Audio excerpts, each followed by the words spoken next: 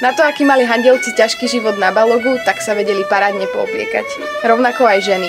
Modrotlačové sukne, šatky a to nás práve bude najviac zaujímať kroj.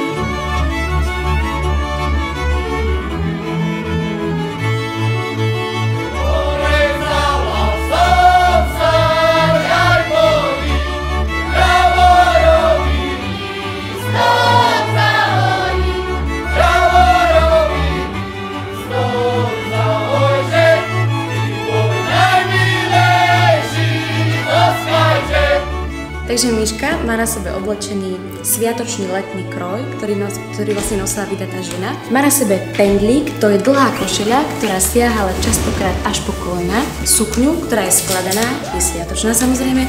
V sukni má takisto šatu, ktorá býva väčšinou čierna, modrotlačová, ktorá je takisto skladaná.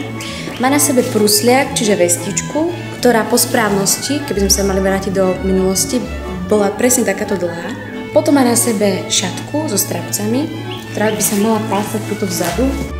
Keby si ty chcela, ja by chcel, dali by sme spolu na posteľ. Po prípade by si ju mohla zaviazať nie takýmto štýlom, ale takto dozadu. Taký pracovný spôsob. Samozrejme by ten kroj bol jednoduchý. Čižme úplne dole, bosa. Na poli s hrabľami. Mužský sviatočný balovský kroj, už má na sebe krpce, má na sebe sukeniaky, to volajú kološné, opasok u nás bývali 3, 4 až 5 prackové opasky, normálna ľanová košeľa, zápesky, viac sa nosili do roboty, ako sviatočný kroj zápesky sa ako nepoužívali, ako aj vieme, chodili do kostola starci bez, typický balovský kojušok, a to šatka, košele boli rôzneho tiež prevedenia, kto ako vede ušiť. To aký mám, no a klobúk. Klobúk boli aj také široké, tie sa už nezachovali, na nejakých fotkách to aj aj padajú to. Tým bol typicky široký klobúk, k tomu ešte sa nosila húňa v zime, hej. A cedilo, nezalezíme. Viete, čo je cedilo?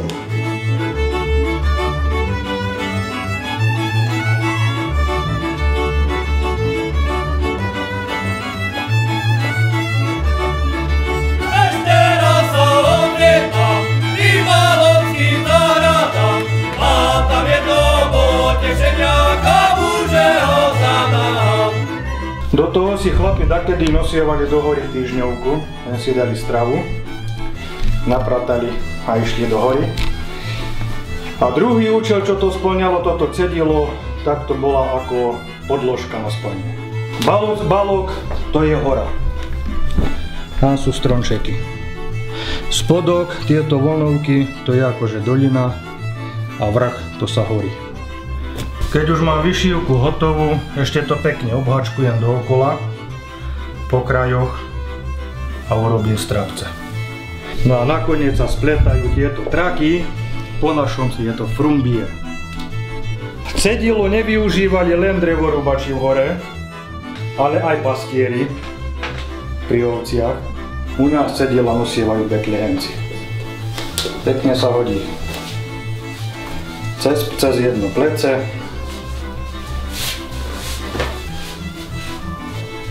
Porobí sa pekný uzlík. Zobrať kijak a môžem ísť.